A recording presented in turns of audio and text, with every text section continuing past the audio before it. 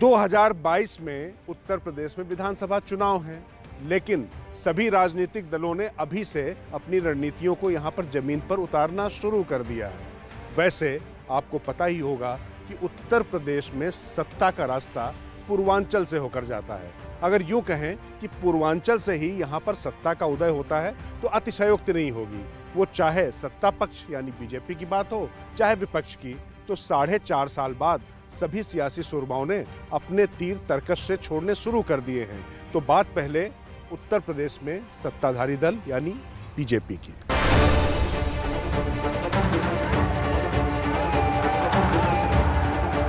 ऐसे योगी जी लगातार यहां आते हैं, एक एक विकास योजना की समीक्षा करते हैं, खुद ऊर्जा लगाकर कामों को गति देते हैं। ऐसी ही मेहनत ये पूरे प्रदेश के लिए करते हैं। प्रधानमंत्री नरेंद्र मोदी अपने संसदीय क्षेत्र काशी पहुंचे और हजारों करोड़ की सौगात पूर्वांचल की झोली में डाल दी। सौगात के साथ ही साथ उन्होंने सीएम योगी की जमकर तारीफ भी की और बदलते यूपी को देश के लिए नजीर के तौर पर पेश किया। कई बार सोचना पड़ता है कि यूपी के कौन से विकास कार्यों की चर्चा करूं, कौन से कार्यों की चर्चा छोड़ दूं। ये सब योगी जी के नेतृत्व और यूपी सरकार की कार्यनिष्ठा का कमाल है। पीएम के काशी दौरे से 2 संदेश स्पष्ट हो गए। पहले ये कि चुनाव से पहले तो सीएम योगी आदित्यनाथ को लेकर चल रही अटकलों पर विराम लगा, और दूसरा ये कि आगामी चुनाव में विकास एक बड़ा मुद्दा बनेगा और पूर्वांचल को गिनाने के लिए बीजेपी के पास बहुत कुछ होगा। विकास के राजपथ पर सियासी संग्राम को आगे बढ़ाने के लिए पीएम मोदी 30 तारीख को फिर जा रहे हैं पूर्वांचल। सिद्धार्थनगर में वो ताबड़तोड़ कई मेडिकल कॉलेज का उद्घाटन करेंगे। साथ ही गृह मंत्री अमित शाह विंध्याचल में होंगे, वहां पर वो विंध्य कॉरिडोर का उद्घाटन करेंगे। मतलब विकास का जो ये मार्ग है, इसके जरिए तमाम समीकरण साधने की कोशिश हो रही है। विकास की इतनी बड़ी रेखा खींच देने की बात है कि जाति समीकरणों को ध्वस्त किया जा सके। लेकिन जाति ऐसी है जो जाति नहीं, इस सच्चाई को बीजेपी बहुत अच्छे से जानती है। इसीलिए पूर्वांचल में ठाकुर, ब्राह्मण, ओबीसी और दलित इन फैक्टर्स को साधने के लिए भी उसके समानांतर प्रयास हो रहे हैं। कैसे, ये आगे समझते हैं। गोरखपुर की बात करें तो सीएम योगी के साथ शिव प्रताप शुक्ला और हरिशंकर तिवारी के टकराव की खबरें जग जाहिर हैं। सियासत के इस टकराव को ब्राह्मण विरोधी मानसिकता से भी जोड़कर पेश करने में कोई कसर नहीं छोड़ी गई। सरकार के ब्राह्मण विरोधी होने का शिकूफा विकास दुबे और अन्य अपराधियों के एनकाउंटर के बाद ज्यादा मजबूती से विपक्ष ने छेड़ा। यही वजह है कि प्रदेश के 13% ब्राह्मण वोटर्स को साधने की कवायद भी तेज हो गई है। 2022 की चुनावी जंग को जीतने के लिए एक तरफ जहां बीजेपी में मुख्य पटल पर एके शर्मा और जतिन प्रसाद की एंट्री कराई गई, वहीं बहुजन समाजवादी पार्टी ने प्रबुद्ध वर्ग सम्मेलन के नाम पर ब्राह्मणों को साधने की कवायद शुरू कर दी है। बहुजन समाज पार्टी ने ब्राह्मणों को साधने के लिए आरोप लगाया कि इस सूबे में इस वर्ग को बहुत अपमानित होना पड़ा, और बीएसपी की सरकार आई तो एक बार फिर से ये सम्मान उन्हें वापस मिल पाएगा। ब्राह्मण समाज जो पिछले 10 वर्षों में फिर से दहशत में जीने लगा है, जिसमें उसकी हालत बद से बदतर कर दी गई है, उसके उत्थान की जरूरत हो गई है। सर्व समाज के साथ साथ में ब्राह्मण समाज को भी अब उसका मान सम्मान, स्वाभिमान लौटाने का वक्त आ गया है। हालांकि ऐसा नहीं है कि बीएसपी की इस रणनीति की काट बीजेपी के पास नहीं है।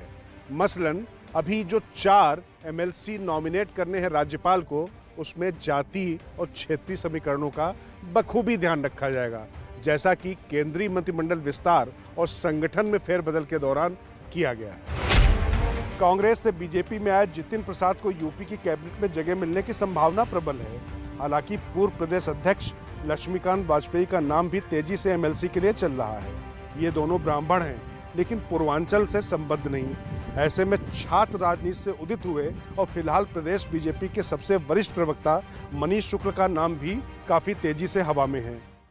इस मनोनयन से ब्राह्मण फैक्टर भी सधेगा और पूर्वांचल फैक्टर भी। मतलब ये कि जाति समीकरणों को साथ कर और साथ ही विकास के प्लेटफॉर्म को बनाकर समानांतर तौर पर सियासी जद्दोजहद को आगे बढ़ाने की कोशिश की जाएगी। बात सिर्फ ब्राह्मण वोटर तक ही सीमित नहीं है, निषाद और राजभर वोट भी इस दफा बेहद महत्वपूर्ण है।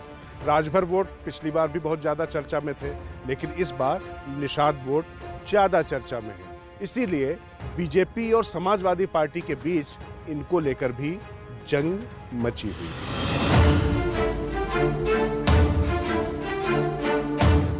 ये तो बात रही पूर्वांचल विकास और जाति समीकरण की, लेकिन इतने भर से देश के सबसे बड़े सूबे का समीकरण सज जाए ऐसा भी संभव नहीं। दशकों से यूपी की राजनीति के केंद्र में रहा राम मंदिर एक बार फिर सियासी बयानबाजी में आ चुका है। एक तरफ जहां राम मंदिर निर्माण के आरंभ के बाद बीजेपी अपने संघर्ष के इतिहास के साथ जनमन को जीतने की तैयारी में लगी हुई है, वहीं सतीश चंद्र मिश्रा ने अयोध्या से पुराने तथ्य को नए अंदाज में उछालकर राजनीतिक सरगर्मी को बढ़ा दिया है। सतीश चंद्र मिश्रा ने अयोध्या में कहा कि राम मंदिर के पक्ष में हाई कोर्ट का फैसला बसपा के शासनकाल में आया था। सुप्रीम कोर्ट से फैसला आने के बाद बीजेपी ने मंदिर निर्माण में देरी की। ऐसे में अब बसपा की सरकार ही तेजी से राम मंदिर का निर्माण करा पाएगी। मतलब ये कि राम मंदिर पर अगर बीजेपी माइलेज लेने को तैयार है तो बीएसपी ने भी अपना पत्ता उछाल दिया है। उत्तर प्रदेश के सर्व समाज के लोगों ने और खास तौर से ब्राह्मण समाज के लोगों ने, जिन्होंने सन 2007 में हमारा पूरी तरह से साथ दिया था, वो इकट्ठा हो गए।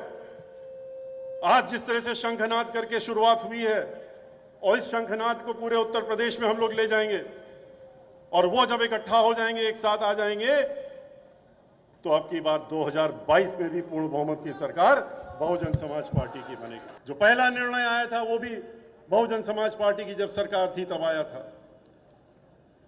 और जिस तरीके से ये चल रहे हैं लोग, जब इनकी नीयत नहीं है तो ये कार्य भी बहुजन समाज पार्टी की ही सरकार में होगा, ये निश्चित लग रहा है।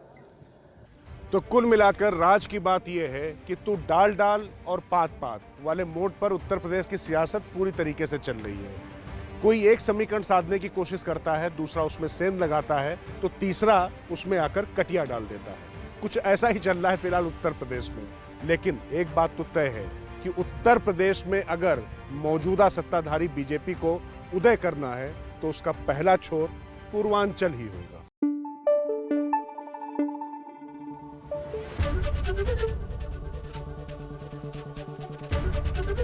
एबीपी न्यूज आपको रखे आगे।